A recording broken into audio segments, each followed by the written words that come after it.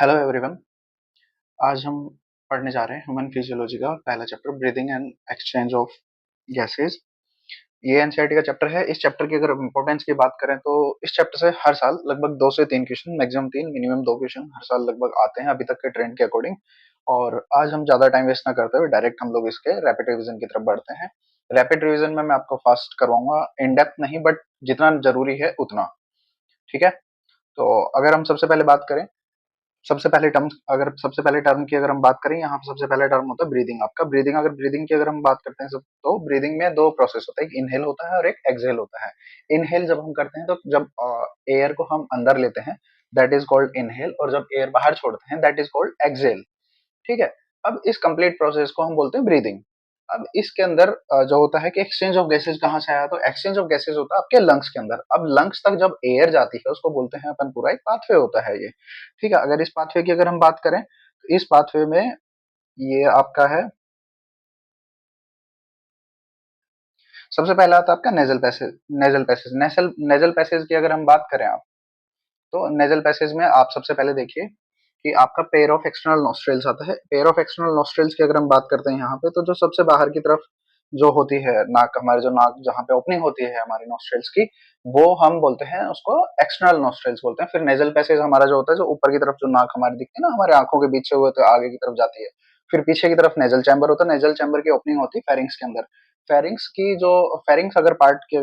अगर हम बात करें, तो फेरिंग्स वो पार्ट है हमारा जो कि एक कॉमन पार्ट होता है। कॉमन पार्ट किसका होता है? फेरिंग्स। फेरिंग्स कॉमन पार्ट होता है आपके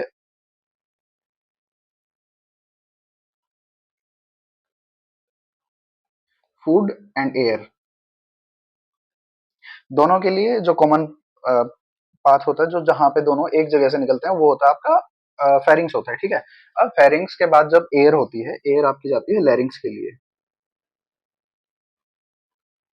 ठीक है। अब जो फूड फूड पाइप है, फूड पाइप को हम बोलते हैं इसोफेगस। इसोफेगस और लैरिंग्स के जो गार्ड गार्ड होता है, जो दरवाजा होता है, जिसको इन सिंपल आप समझिए, उसको गार्ड करता है कि कौन सी ओपनिंग कब कौन सी कवर करनी है। जैसे जब हम फूड स्वेलो करते हैं तो एपिग्लोटिस होता है, वो सब ग्लोटिस को कवर कर लेता है। ठीक है। तो वो आपका वहां पे जो फूड होता है आपका सीधा इसोफेगस या फूड पाइप में चला जाता है।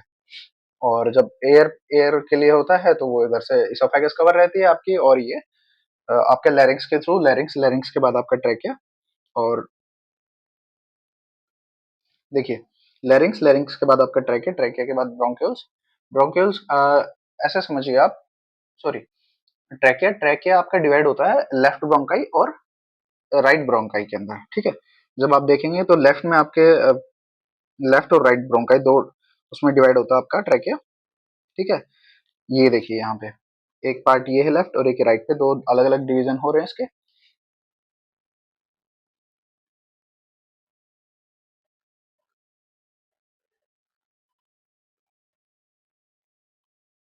जब आपके ट्रैकिया होता है, ट्रैकिया सॉरी, ये लैरिंग्स हो गया। लैरिंग्स के बाद आपका ट्रैकिया हो गया। ट्रैकिया आपका डिवाइड होता है आगे जाके, sorry, left and right bronchi के अंदर डिवाइड होता है, जिसको यहाँ पे बोला ब्रोंकस। ब्रोंकस और ब्रोंकाई, ब्रोंकाई इज प्लूरल। ठीक है। तो इसके बाद 1 डिग्री, 2 डिग्री, और कुछ लोग इसको मतलब एक्चुअली बोलते हैं, actual term is primary, secondary and tertiary. ठीक है। टर्सरी के बाद में आपका इनिशियल ब्रोंक्यूल्स आ जाता है, राइट। ब्रोंक्यूल्स, ब्रोंक्यूल्स के बाद आपकी जो ये वाली स्ट्रक्चर्स हैं, ये वाली जो स्ट्रक्चर्स हैं, ये ब्रोंक्यूल्स होती हैं आपकी। ठीक है। अब इनके बाद आ जाती हैं आपकी एल्वेलाई, ये वाली स्ट्रक्चर। तो ये आपकी एल्वेलाई हो गई। अब एल्वेलाई के अंदर जो होता है एक्चुअल गैसेस एक्सचेंज होता है जो आपका, वो एल्वेलाई के अंदर ही होता है। और ठीक है, और वो कैसे होता है वो हम लोग अभी आगे देखेंगे। उसका पूरा डायग्राम है अपने पास में। सिंपल, अभी आप इतना याद रखें कि आपका सबसे पहले बाहर होता है pair of external nostrils, nasal passage, nasal chamber, pharynx, फिर आपका लैरिंग्स, ट्रैकिया, फिर आपका ब्रोंकाई, फिर उसके बाद में आपका ब्रोंक्यूल्स, और फिर आपकी एल्वेलाई फाइनल। और यहाँ पे आपका गैसेस गैसेस एक्सचेंज होता है। ठीक है। अब इसमें सबसे इंपॉर्टेंट बात जो है वो ये है आपकी, ट्रैकिया हो गया आपका। ठीक है। और ब्रोंकाई हो गई आपकी, और ब्रोंक्यूल्स हो गए। ठीक है।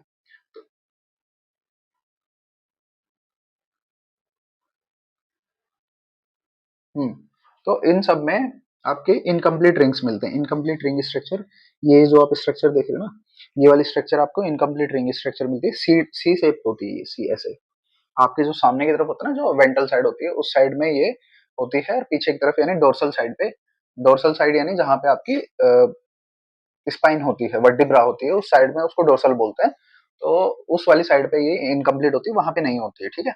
अब उसमें क्या होता है, साइड में जनरली आपके, जनरली क्या, हाँ जनरली बोलेंगे, तो वहां पे क्या है, ट्रैकिया के पीछे की तरफ आपकी इसोफेगस होती है, फूड पाइप होती है। ठीक है। तो इसलिए वहां पे सपोर्ट की भी जरूरत नहीं पड़ती है। अब आगे अगर इस चैप्टर में अगर हम चलो, इतना बेसिक मैंने आपको बता दिया। इसके बाद अगर अपन देखते हैं ब्रीदिंग की, अगर बात करें ब्रीदिंग एंड रेस्पिरेशन, जो सबसे कॉमन प्रॉब्लम आती है लोगों को ब्रीदिंग का, अगर हम बात करें, ब्रीदिंग सिंपल सा होता है कि आप एयर अंदर लेते हैं और एयर बाहर छोड़ते हैं। अब उसमें क्या होता है, जब लेते तो आप पूरी एयर है, आपकी एयर होती है वो फिल्टर आउट आपके यहाँ नोस्ट्रिल के अंदर नहीं होती है। जब आप एल्वेलाई के अंदर जाते हैं तो वहां पे जाके आपके ऑक्सीजन और CO2 दो अलग अलग हैं। ये दोनों प्रेशर ग्रेडियंट या प्रेशर डिफरेंस की वजह से एब्जॉर्ब या ब्लड के अंदर मिक्स होती हैं या ब्लड से बाहर आती हैं। अब आगे किस तरीके से ब्लड के अंदर मिक्स कैसे होते हैं, वो अलग अलग, दोनों के अलग अलग मेथड्स हैं। रेस्पिरेशन की अगर हम बात करें, रेस्पिरेशन में होता है ऑक्सीजन का यूटिलाइजेशन होता है और CO2 वहां पे प्रोड्यूस की जाती है। और अल्टीमेट गोल जो होता है इसका, रेस्पिरेशन का, होता है टू प्रोड्यूस एनर्जी। एनर्जी किस फॉर्म में होती है आपकी, वहां पे ATP के फॉर्म में आपकी जब एनर्जी होती है, वहां पे रेस्पिरेशन में प्रोड्यूस की जाती है। ठीक है। ओवरऑल स्टेप्स की अगर हम बात करें, पर अगर यहाँ पे हम रेस्पिरेशन नहीं, ब्रीदिंग की बात करेंगे। नहीं, रेस्पिरेशन ही ठीक है ये, है ना। तो अगर पल्मोनरी वेंटिलेशन है, जो आपकी ब्रीदिंग ब्रीदिंग को बोलते हैं जनरली अपन। ठीक है। Exchange of gases across alveoli and blood, और फिर उसके बाद में आपकी जो गैसेज होती हैं वो ट्रांसपोर्ट होती हैं ब्लड के थ्रू। फिर जो सेल होती हैं, टिश्यू होते हैं, वहां पे इनका एक्सचेंज होता है। और फिर सेलुलर रेस्पिरेशन के अंदर आपकी एनर्जी रिलीज की जाती है। ये बेसिक से इतना आप समझ लीजिए। ठीक है। ये आपको वैसे तो रेस्पिरेशन में हम डिटेल में पढ़ेंगे, बट अभी के लिए इतना काफी है। अगर हम बात करें रेस्पिरेटरी ऑर्गन्स इन एनिमल्स की, अगर हम बात करें, जो कि आपके एनसीईआरटी में दिया हुआ है, तो स्पंजेस हैं, सेलेंट्रेटा हैं, इनके अंदर सिंपल डिफ्यूजन होता है। जितनी सिंपल ऑर्गेनाइजेशन ऑर्गेनिज्म की होगी, सिंगल सिंगल सेल है, सेलुलर है, या फिर अपन मल्टी सेलुलर, जो जहाँ पे ऑर्गन सिस्टम टिश्यू इस टाइप से डेवलप नहीं हुए हैं, वहां पे जनरली क्या होता है, डिफ्यूजन थ्रू बॉडी सरफेस होता है। ठीक है। ओवरऑल सारी बॉडी के थ्रू वहां पे डिफ्यूजन होता है। ऐसा नहीं है कि जहाँ पे ऑर्गन बन गए हैं तो वहां पे ये नहीं होगा। कुछ एक दो एग्जांपल्स हैं ऐसे जहां पे आपको देखने को आगे मिलेगा कि हाँ, उनमें बॉडी डिफ्यूजन के थ्रू होता है। अर्थवॉर्म है, अर्थवॉर्म में तो हमने पढ़ा है कि पूरा ऑर्गन सिस्टम होता है उसका, तो लेकिन वहां पे उसकी जो क्यूटेनियस रेस्पिरेशन होता है मॉइस्ट स्किन के थ्रू, वहां पे अर्थवॉर्म होता है, गैसेस एक्सचेंज करता है। इंसेक्ट्स की अगर बात करें, इंसेक्ट्स में ट्रैकियल सिस्टम होता है। एक्वेटिक आर्थ्रोपोड्स और मोलस्का की बात करें, उनमें गिल्स के थ्रू गैसेस एक्सचेंज होता है। एम्फीबियंस की अगर बात करें, एम्फीबियंस में लंग्स प्लस स्किन के थ्रू होता है। जो स्पेशली इसमें जो लिखा गया है, लंग्स और स्किन, कुछ एम्फीबियंस, जैसे कि स्पेशली अगर अपन फ्रॉग की बात करें, बेस्ट एग्जांपल होता है कि फ्रॉग ना पानी के अंदर और पानी के बाहर दोनों ही वो ब्रीदिंग इजीली कर पाता है। रीजन, क्योंकि वो लंग्स के थ्रू करता है तो वो पानी के बाहर करता है, और जब आपके पानी के अंदर होता है तो वो स्किन के थ्रू करता है। ठीक है। Skin, lungs, buccal cavity, respiration. ठीक है। बगल कैविटी रेस्पिरेशन भी उसका फ्रॉग के अंदर एक स्पेशलिटी है, 3 टाइप से कर लेता है वो। रेप्टाइल्स और बर्ड्स की, रेप्टाइल बर्ड्स मैमल्स की अगर बात करें, जनरली लंग्स का यूज होता है, और लंग्स से जब यूज की जाती है तो पल्मोनरी रेस्पिरेशन होता है। तो जनरली देखना आपके ना, जो लंग्स होते हैं उसके लिए जो टर्म यूज की जाती है पल्मोनरी या पल्म, इस टाइप से यूज की जाएगी। कहीं पे ऐसा कोई टर्म दिखे तो सिंपल है कि वो बात कर रहा है लंग्स के बारे में आपकी। अब बात करें ह्यूमन रेस्पिरेटरी सिस्टम की, अगर हम बात करें, जो कि हमारे चैप्टर का मेन पार्ट है, आपके इस वाले पार्ट से शायद क्वेश्चन आ सकता है, शायद, नॉट श्योर, बट नेक्स्ट अब जो पढ़ेंगे उसमें से आपका श्योर शॉर्ट क्वेश्चन एक आएगा। अगर हम बात करें ह्यूमन रेस्पिरेटरी सिस्टम की, ह्यूमन रेस्पिरेटरी सिस्टम में मैंने बताया नोस्ट्रिल्स होते हैं आपके, नेजल चैम्बर, फेरिंक्स, लैरिंक्स, आपके ट्रैकिया, ब्रोंकाई, ब्रोंक्यूल्स, यहाँ तक आपके ये सी शेप कार्टिलेज, सी शेप जो कार्टिलेजिनस रिंग्स होती हैं वो आपकी होती हैं। ठीक है। इनकम्प्लीट रिंग बोलते हैं क्योंकि सी शेप है आपकी। डोर्सल साइड पे ये नहीं होती है, वेंट्रल साइड की तरफ कंप्लीट होती है, डोर्सल साइड पे एम्प्टी होती है ये, क्योंकि वहां पे आपकी फूड पाइप या इसोफेगस आती है। लैरिंग्स की बात करें तो लैरिंग्स आपका वॉइस बॉक्स होता है, as has epiglottis to prevent food entry. तो एपिग्लोटिस इसके ऊपर होता है, कवर कर लेता है इसको, और फूड एंट्री नहीं होती है। तो फूड एंट्री कहाँ पे होती है, फिर फूड पाइप के अंदर चला जाता है। कई बार होता है ठसका लग जाता है बोलते हुए, क्योंकि जब हम साउंड प्रोड्यूस करते हैं तो एयर उसका रिलीज करनी पड़ती है हमें। तो जब एयर रिलीज कर रहे हैं तो इसलिए बोलते हैं ना खाते टाइम बात नहीं करनी चाहिए। द बेसिक रीजन यही है कि अगर आप खाते टाइम बात करोगे तो आपकी जो विंड पाइप है या ट्रैकिया है आपकी ओपन होगा उसका माउथ। तो अगर वो ओपन होगा तो फूड ऑब्वियसली बात है फूड चला जाएगा। इस वजह से हमें कई बार धसका ठसा जो खांसी आ जाती है खाना खाते टाइम, कई बार बोलते हैं तो इससे वजह से आती है वो। ठीक है, अब आगे देखिए trachea supported by C shaped cartilaginous ring, जो मैं आपको बता चुका हूँ। ब्रोंकाई ब्रोंक्यूल्स, ब्रोंक्यूल्स के बाद एल्वेलाई होती है जो actual site of gases exchange होती है। ठीक है, लंग्स की अगर बात करें, अच्छा ये actual site of gases exchange होती है तो इसको बोलते हैं हम लोग, इसको क्या बोलते हैं, इस वाले एरिया को जनरली पाथवे ही काउंट किया जाता है, पर इसका एक टर्मिनोलॉजी और होती है। आप सर्च कीजिए, नहीं पता चलता है कमेंट कीजिए, I will let you know. Lungs की अगर बात करें, लंग्स में आगे, हाँ ठीक है, लंग्स अपनी ओवरऑल स्ट्रक्चर होती है जो कि हमने देखी थी अभी। लंग्स की बात करें तो ये वाली जो स्ट्रक्चर है आपकी, ये लंग्स हैं आपके। ठीक है, अब ये है जो आपका डायफ्राम है, डायफ्राम के बाद में जो इसकी ये देखो, ये जो प्लूरल फ्लूइड है आपका, ये होता है लंग्स के बाहर ना, मेम्ब्रेन होती है एक आउटर, और एक ये आउटर, ये वाली आउटर होती है और ये वाली इनर मेम्ब्रेन होती है। ठीक है, तो इन दोनों के बीच में जो प्लूरल मेम्ब्रेन्स है, इनके बीच में जो प्लूरल फ्लूइड है, ये इसका बेसिक काम होता है शॉक एब्जॉर्प्शन का। ठीक है, तो जो आपके ये लंग्स है, ठीक है, लंग्स की अगर बात की जाए तो टू होते हैं with in thoracic cavity. Thoracic cavity जो चेस्ट होती है, जो रिब केज होता है अपना, उसको थोरेसिक कैविटी बोलते हैं। Covered by double layered pleura and pleural fluid to reduce friction. ठीक है, अगर हम मैकेनिज्म की बात करें तो इंस्पिरेशन है आपका, वो इनहेलेशन जिसको बोलते हैं, इनहेल वो एक्टिव प्रोसेस है आपका। इसके अंदर मसल्स यूज किए जाते हैं, डायफ्राम यूज किया जाता है, डायफ्राम फ्लैट हो जाता है। अब ऐसे देखो आप, जब आप सांस लेते हो तो आपकी चेस्ट ऊपर की तरफ आती है, तो उसमें क्या होता है, हमारी थोरेसिक कैविटी की वॉल्यूम बढ़ जाती है। ठीक है, इसका बेस्ट रिप्रेजेंटेशन आपकी एनसीईआरटी के अंदर दिया हुआ है, लेट मी शो यू। ठीक है, ये रहा। तो यहाँ पे अगर आपका डायफ्राम की स्ट्रक्चर देखी जाए तो डायफ्राम आपका स्ट्रेट लाइन में बन जाता है, एक सीधी लाइन की तरह होता है, फ्लैट सरफेस के अंदर बन जाता है ताकि उसकी वॉल्यूम बढ़ाई जा सके। ठीक है, ये नीचे की तरफ आता है, और जब बाहर हम निकालते हैं तो वॉल्यूम हमें लंग्स की कम करनी होती है, तो आपका डायफ्राम डोम शेप में बन जाता है, या सी शेप, इन्वर्टेड सी शेप में आप बोल सकते हो इस टाइप से, कि वो डोम शेप में बन जाता है। ठीक है, या आर्क आर्क टाइप से बन जाता है। ठीक है, तो जब वो बनता है, देखो डायफ्राम रिलैक्स्ड एंड आर्क्ड अपवर्ड्स, तो आप ऊपर की तरफ जब बनाएगा तो लंग्स अंदर की तरफ प्रेशर करेगा तो लंग्स में जो वॉल्यूम कम होगी तो एयर का प्रेशर बढ़ेगा, एयर प्रेशर बढ़ेगा तो आपकी वॉल्यूम, सॉरी जो एयर है वो आपकी बाहर चली जाएगी। ठीक है, ठीक वैसे ही जब आपको एयर अंदर लेनी है तो उस टाइम पे क्या करते हैं हम, डायफ्राम को कॉन्टैक्ट करते हैं और वो स्ट्रेट हो जाता है। ठीक है, डायफ्राम जब स्ट्रेट होगा, फ्लैटन है ना, डायफ्राम जब कॉन्ट्रैक्ट होगा तो क्या बन जाएगा, फ्लैट हो जाएगा। ठीक है, जब फ्लैट होगा वो, तो आपकी जो लंग्स है उनकी कैपेसिटी, वॉल्यूम कैपेसिटी बढ़ जाएगी, वॉल्यूम कैपेसिटी बढ़ेगी तो ऑब्वियसली एयर प्रेशर कम होगा, एयर प्रेशर कम होगा तो एयर आपकी इजीली एंटर वहां पे कर पाएगी। ठीक है, एक्सपायरेशन की बात कर रहे हैं तो पैसिव प्रोसेस होता है, नॉर्मली होता है, इसमें एनर्जी नहीं आपकी यूज होती है। डायफ्राम एंड इंटरकोस्टल मसल्स हैं ये आपकी, इंटरकोस्टल मसल्स।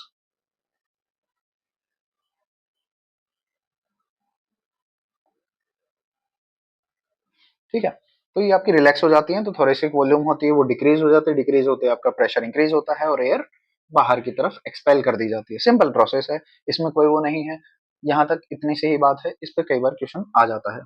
ठीक है, ये वाला डायफ्राम और इंटरकोस्टल मसल का, डायफ्राम और इंटरकोस्टल मसल रिलैक्स होती हैं जब हम इन एक्सहेल करते हैं, और जबकि डायफ्राम कॉन्ट्रैक्ट करता है जब हम एयर अंदर लेते हैं, और इंटरकोस्टल मसल्स भी कॉन्ट्रैक्ट करती हैं जब हम एयर अंदर लेते हैं। क्योंकि वो, अच्छा मसल कॉन्ट्रैक्ट क्यों करती है, ताकि रिब आपकी ऊपर की तरफ, क्योंकि आपने देखो जब सांस लेते हैं तो हमारी जो थोरेसिक कैविटी है, जो रिब्स हैं ऊपर की तरफ मूवमेंट करती हैं, तो जो चेस्ट होती है हमारी बाहर की तरफ आती है, वो इसीलिए आती है क्योंकि रिब्स जो मसल्स हैं, इंटरकोस्टल मसल, वो कॉन्ट्रैक्ट करते हैं, रिब्स को ऊपर की तरफ खींचती है, इसलिए उनकी वॉल्यूम होती है वो इंक्रीज होती है। जब तो वॉल्यूम इंक्रीज होगी तो एयर प्रेशर कम हो गया, एयर प्रेशर कम हो गया तो एयर एंटर करेगी। वहीं पे जब एक्सेल करना है, सिंपल, जब एक्सेल करना है तो आपकी डायफ्राम और इंटरकॉस्टल मसल्स आपकी रिलैक्स करेंगे, रिलैक्स करते थोड़ा सी वॉल्यूम डिक्रीज हो जाएगी, डिक्रीज होती ही आपका प्रेशर इंक्रीज हो जाएगा, प्रेशर इंक्रीज होती है एयर बाहर निकल जाएगी क्योंकि बाहर प्रेशर कम है। अब प्रेशर कितना होता है, प्रेशर ग्रेडियंट कितना होता है वो भी हम आगे देखेंगे, धीरे धीरे चलते जाइए आगे। ठीक है, अगर आगे अगर हम बात करें नॉर्मल ब्रीदिंग रेट की बात करें तो इन जनरल जो हमारी ब्रीदिंग रेट होती है 12 से 16 होती है पर मिनट होती है। और जब आप रनिंग कर रहे हो या कुछ भी आप एक्सरसाइज वगैरह कुछ भी करते हो या कुछ भी ऐसा काम करते हो जिसमें एनर्जी आपकी बॉडी ज्यादा एक्सपेंड करती है तो आपकी ब्रीदिंग रेट देखना आपकी हाई हो जाती है। कारण उसका यही होता है क्योंकि नॉर्मली जो आपकी ऑक्सीजन रिक्वायर्ड होती है वो यही होती है। ठीक है, अब ऑक्सीजन रिक्वायर्ड होती है तो मेरे को एक क्वेश्चन है आपके लिए, 100 ml जो ब्लड होता है वो कितनी ऑक्सीजन कैरी करता है, ये आपके लिए क्वेश्चन है। मैं लास्ट में बता दूंगा, वीडियो में ऐसा कुछ नहीं है, बट अभी के लिए आपके लिए क्वेश्चन है ये।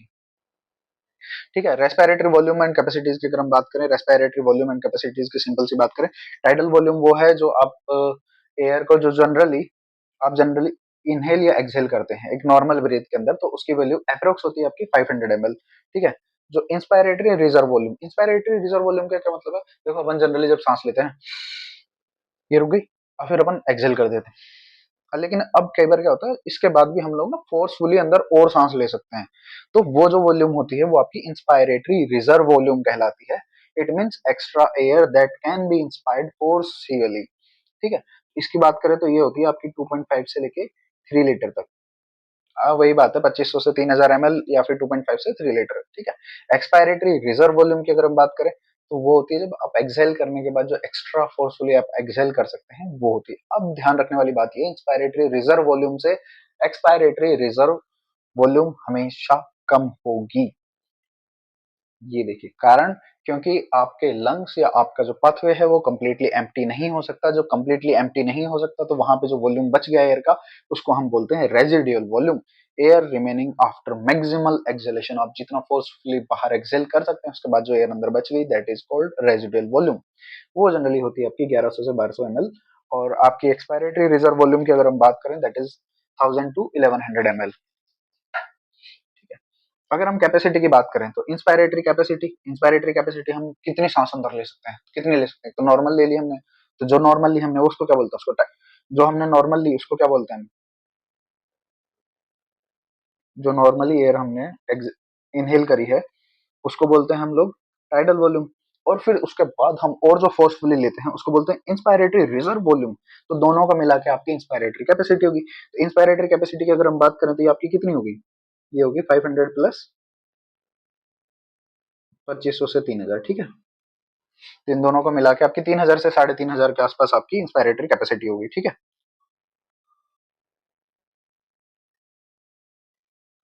एक्सपायरेटरी कैपेसिटी की बात करें तो ये होगी आपकी टाइडल वॉल्यूम प्लस आपके expiratory reserve volume. Tidal volume वही 500 है, 500 प्लस आपकी 1100 है, 1100 का मतलब आपकी होगी ये 1500 से 1600। ठीक है,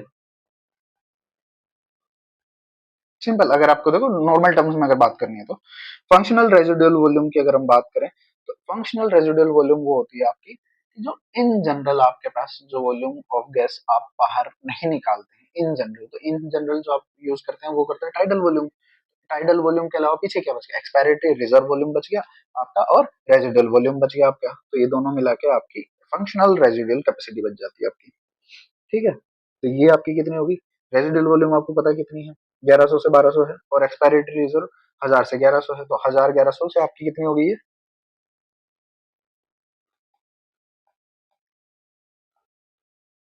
ठीक है, अप्रोक्स वैल्यूज आपकी ये होगी। वाइटल कैपेसिटी की अगर हम बात करें तो वाइटल कैपेसिटी होती है inspiratory reserve volume plus tidal volume plus expiratory reserve volume. जो एयर आप इनहेल या एक्सहेल कर सकते हैं फोर्सिबली, ठीक है, ये नॉर्मली दोनों मिला के उसको आप टोटल बोलते हैं वाइटल कैपेसिटी आपकी लंग्स की। तो इसमें आपकी आईआरबी हो जाएगी आपकी 2.5 से 3 लीटर की, और ये 500 ml हो जाएगी आपकी, और ये 1000 से 1100 ml ये हो जाएगी आपकी।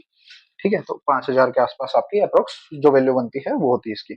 टोटल लंग कैपेसिटी के अंदर आप रेजिडुअल वॉल्यूम भी इसके अंदर आप जब ऐड ऑन कर देंगे तो आपकी टोटल लंग कैपेसिटी बन जाती है वो।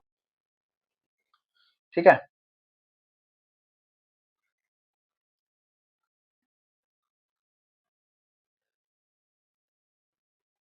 मैंने टेबल नहीं दी क्या इसमें, ओके, कोई बात नहीं।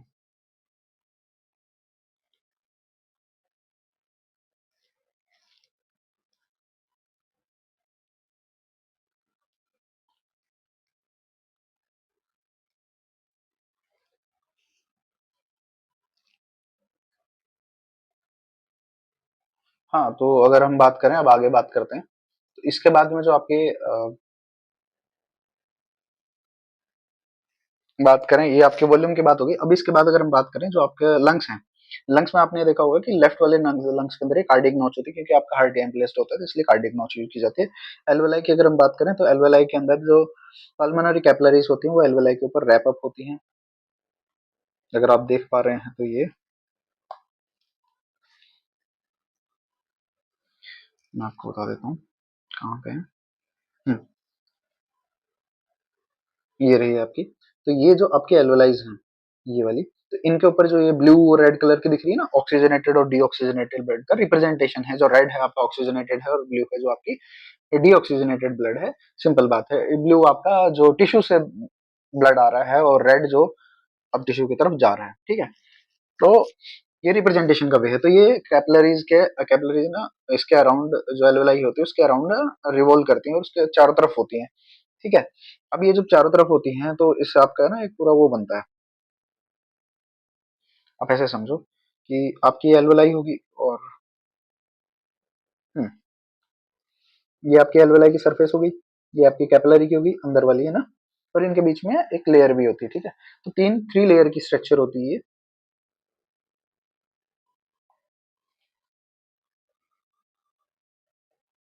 थ्री लेयर स्ट्रक्चर होती है, जो कि एक माइक्रोमीटर से कम होती है, ठीक है। हमेशा ध्यान रखना, एक माइक्रोमीटर से इनकी जो होती है तीनों की, वो जो थिकनेस बोलते हैं अपन, वो एक माइक्रोमीटर से कम होती है। क्यों? क्योंकि जब गैसेस का आपको सिंपल डिफ्यूजन करवाना है, तो वो अगर मान ली थिक होगी तो आपका गैसेस का सिंपल डिफ्यूजन होगा नहीं, और सिंपल डिफ्यूजन होगा नहीं तो फिर क्या मतलब है आपका। बहुत इजीली हमको तो, क्योंकि ये तो रेगुलर प्रोसेस है ना, हम इसमें एनर्जी इन्वेस्ट नहीं करना चाहते, इस वजह से। क्या, तो यहाँ पे आप ये देखिए, ये आपका ऑक्सीजन है, ये ब्लड के अंदर आती है, ब्लड में आरबीसी के साथ अटैच होती है, कार्बन डाइऑक्साइड है वो आके रिलीज होती है। कार्बन डाइऑक्साइड मेजरली आपकी बाइकार्बोनेट फॉर्म में कैरी की जाती है, tissue to lungs.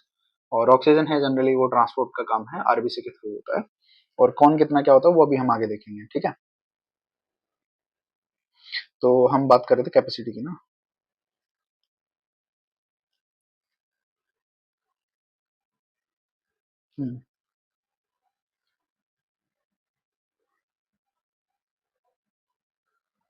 Exchange of gases की अगर हम बात करें, occurs alveolus blood and blood tissues interface के बीच में। सिंपल डिफ्यूजन मैं आपको बता चुका हूँ, सिंपल डिफ्यूजन होता है, ठीक है। अब सबसे बड़ा मेन फैक्टर आता है, ये चीज हमेशा याद रखना, ये बहुत बहुत बहुत बहुत बहुत इंपॉर्टेंट है। इसके ऊपर आपका एक क्वेश्चन बन सकता है पूरा पूरा, कि जो फैक्टर है आपका जो डिफ्यूजन को इफेक्ट करेगा, जिसकी वजह से आपका सिंपल डिफ्यूजन है जो गैसेस का है, वो हो सकता है या नहीं हो सकता है, या कम होगा या ज्यादा होगा। जो मेजर फैक्टर है, जो मेजर रोल रहेगा वो इनका रहेगा। प्रेशर और कंसंट्रेशन ग्रेडियंट, ऑब्वियस सी बात है, high concentration to low concentration gases और वाटर मूव करते हैं, ठीक है। तो ये ध्यान रखना। Solubility of gases, solubility of gases की अगर हम बात करें, तो जो CO2 होती है उसकी सॉल्युबिलिटी ऑक्सीजन के कंपैरिजन में 20 to 25 टाइम्स ज्यादा होती है, ठीक है। थिकनेस ऑफ डिफ्यूजन मेम्ब्रेन, ठीक है, मैंने आपको बताया था कि अभी वो तीनों की कितनी होती है, तीन लेयर्स थी, उन तीनों को मिला के लेस देन 1 माइक्रोमीटर होती है। तो यहाँ पे एक एग्जैक्ट वैल्यू लिखी है, तो अपन एग्जाम में नहीं पूछेगा एग्जैक्ट वैल्यू, बट पूछता है तो 0.5 आप लगा सकते हैं। Otherwise you will go for the answer which is less than 1 micrometre. बहुत ज्यादा भी नहीं, नैनोमीटर पे भी मत पहुंच जाना, तो ठीक है। पार्शियल प्रेशर अगर हम बात करें इनके अंदर, पार्शियल प्रेशर जो होते हैं इनके, नहीं है ऐसा, आप इस डायग्राम से समझते हैं, अपन इसको डायग्राम से ज्यादा अच्छा समझ में आएगा।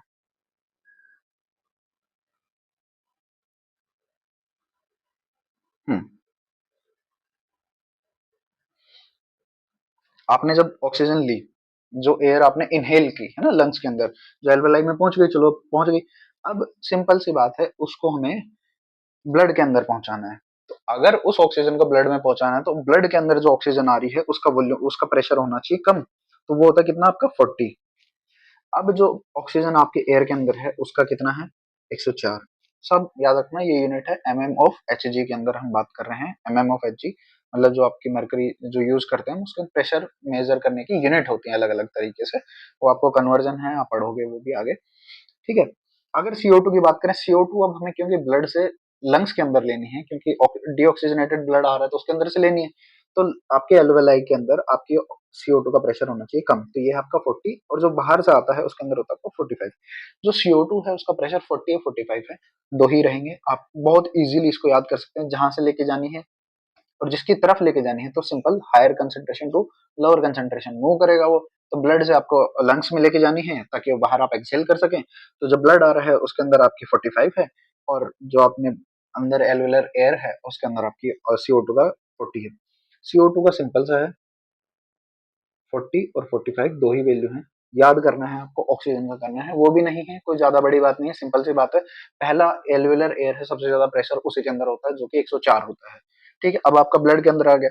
अब ऑक्सीजनेटेड ब्लड में उससे कम होता है और टिश्यू के अंदर उससे भी कम होता है, तीन ही लेवल है, 104, 95 एंड 40, दैट्स इट।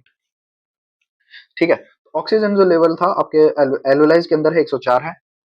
अब जो वो ब्लड के अंदर आ गया, तो ब्लड के अंदर उसका रह जाता है 95, क्योंकि पूरा तो प्रेशर बराबर नहीं बनेगा ना, high to lower concentration and it's moving system, stable तो है नहीं कि आपका भाई इक्विलिब्रियम सेटअप हो जाएगा, नहीं, इक्विलिब्रियम सेटअप होगा नहीं, तो आपका पार्शियल ऑक्सीजन प्रेशर है वो आपका 95 mm ऑफ Hg रहेगा यहाँ पे। ठीक है, अब क्योंकि आपके जो टिश्यू है, टिश्यू के अंदर प्रेशर होना चाहिए कम, तो टिश्यू के अंदर जो ऑक्सीजन प्रेशर होता है वो आपका रहता है कम। वो कितना रहेगा, टिश्यू के अंदर आपका जो ऑक्सीजन का प्रेशर रहेगा, पार्शियल ऑक्सीजन का प्रेशर रहेगा, वो आपका 40 रहेगा। ठीक है, अब जो बाहर से जो ऑक्सीजनेटेड ब्लड आ रहा है उसके अंदर आप ये देखो, partial pressure of carbon dioxide कितना है, 40 mm। अगर उसके अंदर 40 mm है, तो अब टिश्यू से आपको कार्बन डाइऑक्साइड बाहर निकालनी है, तो कार्बन डाइऑक्साइड का प्रेशर कितना होना चाहिए, ज्यादा होना चाहिए, और कार्बन डाइऑक्साइड के दो ही होते हैं, 40 या 45, तो टिश्यू के अंदर उसका 45 हो जाएगा। सिंपल इतना ही याद रखना है। कार्बन डाइऑक्साइड के 40 और 45 दो हैं प्रेशर ग्रेडियंट, और ऑक्सीजन की अगर हम बात करें तो उसके तीन है। एल्वेलाई के अंदर 104 है, ऑक्सीजनेटेड ब्लड के अंदर 95 है, और टिश्यू है आपका उसके अंदर 40 है, और डीऑक्सीजनेटेड ब्लड के अंदर भी आपका 40 रहेगा, तीन है, 104, 95, 104, 95 एंड 40। कार्बन डाइऑक्साइड के 40 and 45, higher concentration to lower concentration movement होता है, दैट्स इट। इतना याद रखो, सब याद रख, इसके बाद सब बहुत इजीली हो जाएगा, दिमाग ही नहीं लगाना है कुछ भी। हाँ, आपका ये देखिए, ये जो मैंने डायग्राम की बात कर था ना, ये रहा squamous epithelium of alveolar wall की अगर हम बात करें, ये इसलिए होता है क्योंकि इसके अंदर जो सिंपल डिफ्यूजन होता है, वन सेल थिक होती है, इसके अंदर जो सिंपल डिफ्यूजन होता है बहुत इजीली कैरी आउट हो सकता है स्क्वेमस एपिथेलियम सेल्स के जो सेल टाइप होता है उसके अंदर। ठीक है, इसके अंदर बेसमेंट सब्सटेंस होता है दोनों के बीच में अटैच करने के लिए, और जो आपके एल्वेलाई है, एल्वेलाई की ये मेम्ब्रेन हो गई, ये वाली, और ये इसकी हो गई, और ये बीच में आपका बेसमेंट मटेरियल आ गया। ठीक है, इसका अंदर बहुत प्यारा डायग्राम है, डायग्राम हमेशा याद रख के जाना, डायग्राम आपका एल्वेलाई का या एयर प्रेशर का इस बार डायग्राम आ सकता है। ठीक है, ये देखिए मैंने कहा था ना आपकी, ये यहाँ पे साफ साफ लिखा हुआ, solubility of CO2 is 20 to 25 times higher than that of O2। Oxygen से ज्यादा एफिनिटी होती है किसकी, कार्बन डाइऑक्साइड की, इसीलिए तो उसका प्रेशर ग्रेडियंट इतना ज्यादा नहीं है और कम है, फिर भी वो इजीली हम कैरी कर रहे हैं, दैट्स अ बिग थिंग। ठीक है, अगर हम इसके ट्रांसपोर्ट की अगर हम बात करें, तो इसका ट्रांसपोर्ट बहुत बेसिक सा है। हे चलो, ट्रांसपोर्ट ऑफ गैसेज की बात करें, तो ट्रांसपोर्ट ऑफ गैसेज में अगर हम देखें, तो हमारी ऑक्सीजन है वो 97% होता है आरबीसी के थ्रू होता है, 3% डिजोल्व प्लाज्मा के थ्रू होता है। जब उसकी एफिनिटी ज्यादा है किसकी, CO2 की, तो डिजोल्व प्लाज्मा के थ्रू कितना होगा, अप्रोक्स 7% वो होता है CO2 का, क्योंकि उसकी एफिनिटी ज्यादा है तो ज्यादा इजीली डिजोल्व हो सकती है, ज्यादा डिजोल्व हो सकती है, तो लगभग डबल के अप्रोक्स लेके चलो आप उसका, 7% उसकी रहती है। ठीक है, ऑक्सीजन ट्रांसपोर्ट की अगर हम बात करें, और अब दूसरी इंपॉर्टेंट चीज है, each haemoglobin carries 4 oxygen molecules, oxygen molecules, oxygen atom अगर बात करें, तो आपके ऑक्सीजन एटम्स की अगर हम बात करें तो 8 एटम्स हो जाएंगे आपके। ठीक है, ऑक्सीजन मॉलिक्यूल्स कितने आपके, 4, और एटम्स 8 हो जाएंगे। यहाँ पे रिएक्शन की अगर हम बात करें, सिंपल रिएक्शन होती है, haemoglobin plus oxygen gives HbO2, basic सा है आपका ये, इसमें कोई वो नहीं है। ठीक है, ऑक्सीजन डिसोसिएशन कर्व की अगर हम बात करें, oxygen dissociation curve sigmoid curve होती है, एस शेप कर्व होती है, उसकी अगर हम बात करें, तो अगर आप ऐसे समझो कि ऑक्सीजन, अभी हमने फैक्टर पढ़े थे, है ना, कि जो नहीं उसको भी छोड़ो आप, वो सिंपल डिफ्यूजन के रिगार्डिंग थे कि गैसेस एक्सचेंज होगा तब कैसे होंगे। तो अगर आप समझो कि अगर आपको बाइंडिंग करवानी है हेमोग्लोबिन के साथ में, तो ऑक्सीजन का पार्शियल प्रेशर कम होना चाहिए, ज्यादा होना चाहिए, ऑब्वियस ही बात है, अगर बाइंडिंग करवानी है तो हमें ऑक्सीजन का प्रेशर ज्यादा रखना पड़ेगा पार्शियल प्रेशर। और वो कहाँ पे होता है, लंग्स के अंदर होता है, तो वहां पे ऑक्सीजन आपकी हीमोग्लोबिन के साथ अटैच हो जाती है, सिंपल बात है। और जब टिश्यू के अंदर जाते हैं तो वहां पे ऑक्सीजन का पार्शियल प्रेशर कम होता है, तो वहां पे आपका इजीली ब्रेक डाउन हो जाता है उसका, ऑक्सीजन वहां से अलग हो जाती है, क्योंकि वहां पे CO2 का कंसेंट्रेशन ज्यादा है, तो CO2 वहां पे अटैच हो जाती है। अब इसमें एक चीज और, अब ये जो 4 मॉलिक्यूल्स आप कैरी कर रहे हैं, हीमोग्लोबिन आपका, तो आपके चारों के चारों मॉलिक्यूल वहां पे वो टिश्यू लेवल पे डिटैच नहीं कर सकता है, रिलीज नहीं करता है, जनरली एक ही करता है वो। बाकी जब आपकी स्ट्रेसफुल कंडीशन होती है, जैसे आप रनिंग कर रहे हो, आप एरोबिक, या जो आपने देखा होगा ना आजकल स्मार्ट वॉच होती है, एरोबिक रेस्पिरेशन या एनारोबिक, आपकी ब्रीदिंग इस टाइप से वो अलग अलग चलती है, तो वो तब होता है जब आपकी जो हीमोग्लोबिन होता है उसका डिसोसिएशन और ज्यादा बढ़ जाता है, क्योंकि वहां पे ऑक्सीजन की टिश्यू के अंदर कंसंट्रेशन कम होगी, क्योंकि आप कंटिन्यूसली वर्क कर रहे हो, तो आपको एनर्जी चाहिए, एनर्जी के लिए आपको रेस्पिरेशन प्रोसेस करवाते हो एटीपी प्रोड्यूस करवाने के लिए, और उसके अंदर आपकी ऑक्सीजन कंज्यूम होती है, तो वहां पे काफी ज्यादा प्रेशर लो हो जाता है।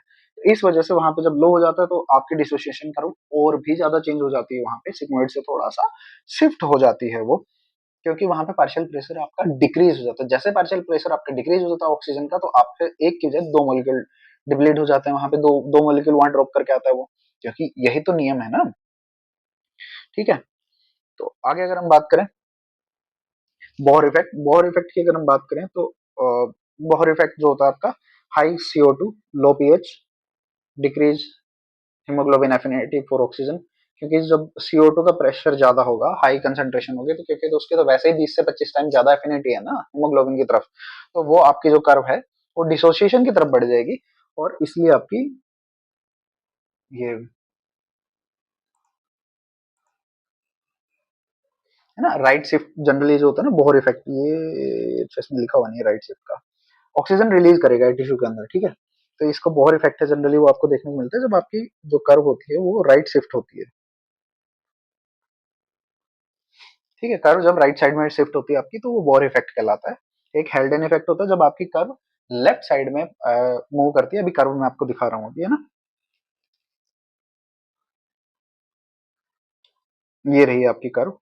तो यहाँ पे जब आपकी ये कर्व जब राइट साइड पे मूव करती है, तो ये राइट शिफ्ट होता है, बोहर इफेक्ट होता है, और ये लेफ्ट शिफ्ट होता है जब इस लेफ्ट साइड में चली जाएगी, और इसको हेल्डन इफेक्ट भी बोलते हैं, ठीक है।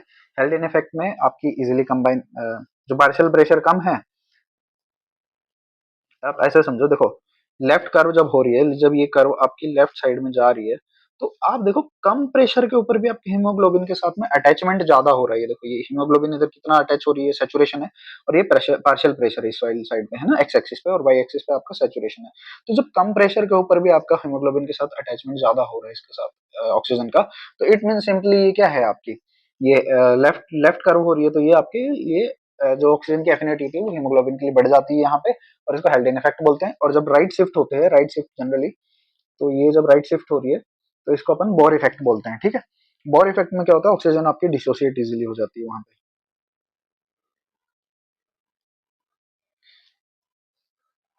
टिश्यू लेवल पे ये तो ठीक है, आपका ये आ गया। हम्म, एक मिनट।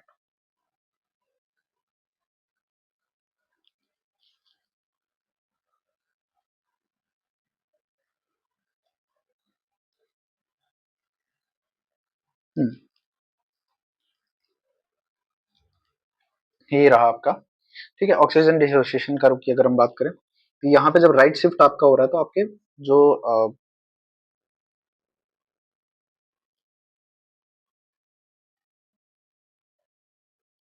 राइट शिफ्ट के लिए जो मेजर फैक्टर्स होते हैं, आप उसको ऐसे समझिए,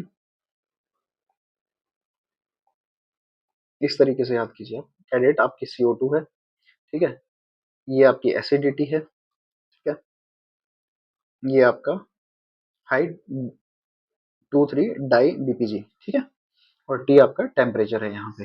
cadet cadet right, cadet right, cadet right, cadet right, cadet right, right shift, याद रखना। C4CO2, A4 एसिडिक, एसिडिक कब होगा, जब हाई कंसंट्रेशन होगी, किसकी, HN की होगी, ठीक है। D4 डाई 2,3-डाई BPG हो गया आपका, और T4 टेम्परेचर आपका जब हाई हो गया, तभी आपका, ठीक है। अब कोई बोलेगा कि बोले ई का क्या लेने देना, तो भाई साहब ई को आप ऐसे समझो, जब आप एक्सरसाइज करोगे तो भी आपकी कर्व राइट साइड में शिफ्ट हो जाएगी, ठीक है। और आपका डिसोसिएशन ऑक्सीजन का ज्यादा होगा। तो मैंने आपको समझाया था ना कि एक ही मॉलिक्यूल रिलीज करता है जब आप एक्सरसाइज करते हो या एनारोबिक ब्रीदिंग करते हो, तो उस टाइम पे आपके दो रिलीज होते हैं। तो आप उससे समझ लीजिए इस चीज को, ठीक है।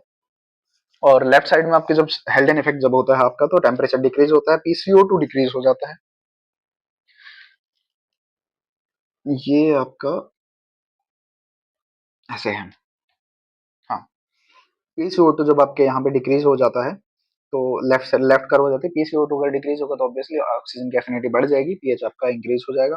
पीएच इंक्रीज होने का मतलब है आपकी जो एचआईन कंसेंट्रेशन है वो वहां पे कम हो रही है। अब ट्रांसपोर्ट ऑफ कार्बन डाइऑक्साइड की अगर हम बात करें, कार्बन डाइऑक्साइड थ्री फॉर्म में ट्रांसपोर्ट होती है।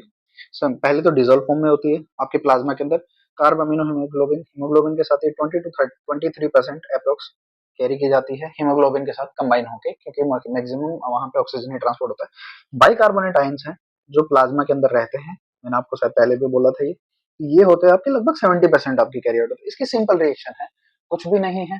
CO2 है, CO2 के साथ H2 मिलता है, बाइकार्बोनेट बन जाता है और वो ब्रेक डाउन होकर दो दो बना लेता है आपके एच आयन और, ठीक है, कार्बोनेट आयन के फॉर्म में रहती है यहाँ पे। और जब ये रिवर्स हो जाती है, फिर जब आप लंग्स के अंदर पहुंचते हैं तो ये ये दोनों आपस में एच आयन और ये दोनों आपस में जुड़ते हैं और आपका वापस से डिसोसिएट होके CO2 प्लस H2 बन जाता है। तो ये रिवर्सिबल रिएक्शन होती है, किसके किसके फॉर्म, किसकी प्रेजेंस में होती है, कार्बोनिक एनहाइड्रेज की प्रेजेंस में होती है। ये आपका इंपॉर्टेंट है ये क्वेश्चन। और दोनों ही जो बहुत फॉरवर्ड एंड बैकवर्ड रिएक्शन है, दोनों ही कार्बोनिक एनहाइड्रेज के प्रेजेंस में की जाती है, ये ध्यान रखना इस चीज को। अगर रेगुलेशन की बात करें, रेगुलेशन ऑफ रेस्पिरेशन की अगर हम बात करें, रेगुलर ऑफ रेस्पिरेशन की अगर हम बात करें, तो ये रेस्पिरेटरी सेंटर होते हैं, ब्रेन के अंदर होता है। मेडुला ऑब्लोंगेटा होता है जो आपके नॉर्मल ब्रीदिंग रिदम को आपको मेडुला ऑब्लोंगेटा कंट्रोल करता है। पूंछ आपकी जब रेगुलर ब्रीदिंग रेट कब करता है, जब आपको स्ट्रेस होता है या आप एक्सरसाइज वगैरह, या उसको जब CO2 लेवल्स या पीएच ब्लड के अंदर जब चेंज होता है, तब कौन कौन लेता है चीजों को हाथ में, पॉन्स। फिर वो किसको सिग्नल देता है, वो मेडुला ऑब्लोंगेटा को देता है कि भाई साहब ब्रीदिंग इंक्रीज करवाओ, CO2 लेवल बढ़ रहा है, ठीक है। ये बेसिक है। मेजरली आपका मेडुला ऑब्लोंगेटा कंट्रोल करता है नॉर्मल ब्रीदिंग को। पॉन्स की अगर हम बात करें तो वो डिटेक्ट करता है CO2 लेवल को, पीएच और ब्लड को भी, दोनों के बेसिस पे वो मेडुला को सिग्नल भेजता है। दूसरा आपका एक हार्ट के अंदर भी आपके ये होते हैं, ठीक है, सेंसर्स होते हैं जो आपकी आर्टरीज होती हैं। आर्टरीज के पास में आपके हार्ट के अंदर ये सेंसर होता है और वो डिटेक्ट करते हैं कि हाँ आपको अब ये ब्रीदिंग रेट इंक्रीज करवानी चाहिए, ठीक है। एक चीज और मैं बताना भूल गया, ब्रीदिंग जो होती है आपकी स्पायरोमीटर से मेजर की जाती है।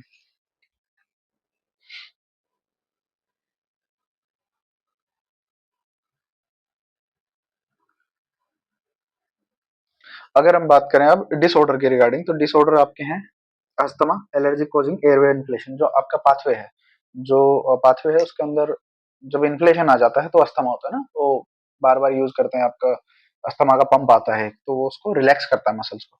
एफिजिमा, एल्विलर वॉल डैमेज होती है, जनरली इसका जो रीजन होता है स्मोकिंग होती है। Bronchitis, inflation in bronchi. Pneumonia आपका इन्फेक्शन ऑफ एल्वेलाई है, ठीक है। इसके अलावा फिब्रोसिस है आपका, और सिलिकोसिस है, नाम सुने,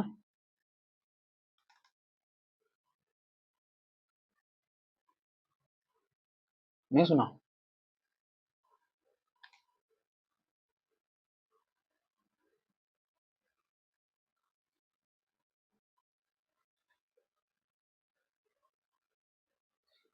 हाँ, मेरे को एक बताना था, वो ये था कि जो ऑक्सीजन जो ब्लड होता है वो 5 ml ऑक्सीजन कैरी करता है, 100 ml ब्लड अप्रोक्स आपका, और 4 ml आपकी CO2 को कैरी करता है वो, ठीक है।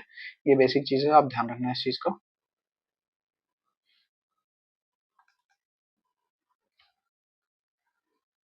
इसके अलावा हमारा एनसीईआरटी में लगभग सारी चीजें हमने कवर कर दी हैं आपकी। हाँ, डिजीज रह गई है आपकी, वेट, ऑक्यूपेशनल वाली आपकी दो रह गई है। एक तो फिब्रोसिस होगी और एक सिलिकोसिस होगी। ये रही फिब्रोसिस, जब proliferation of fibrous tissues, generally जो कॉटन कॉटन मिल्स में जो काम करते हैं, इस टाइप के जो वर्कर्स होते हैं डस्ट वगैरह में, तो वहां पे फिब्रोसिस हो जाती है। सिलिकोसिस भी होती है, जो डस्ट वगैरह जो लॉन्ग एक्सपोजर होता है सिलिकोसिस होती है। एक एस्बेस्टोसिस और होता है, एस्बेस्टोस अभी तो नहीं, बट पहले जो सीमेंट इंडस्ट्री के अंदर काम करते थे तो एस्बेस्टोस की वजह से वो बनती थी डिजीज। ठीक है, इस चीज का आप ध्यान रखिएगा। ये आपका चैप्टर अभी के लिए कंप्लीट हुआ। बने रहें, चैनल पे लाइक करें, कमेंट करें, सब्सक्राइब करें, और आगे के लिए अब जो नेक्स्ट लेक्चर है उसके अंदर हम कवर करेंगे इंपॉर्टेंट जितने भी आपके एमसीक्यू पॉसिबल हैं इस चैप्टर से, वो प्लस 15 एमसीक्यू जो इस बार नीट 2026 में आ सकते हैं। Like comment subscribe. और आपको कुछ लगता है कि कुछ इंप्रूव किया जाना चाहिए तो सजेशंस आर मोस्ट वेलकम।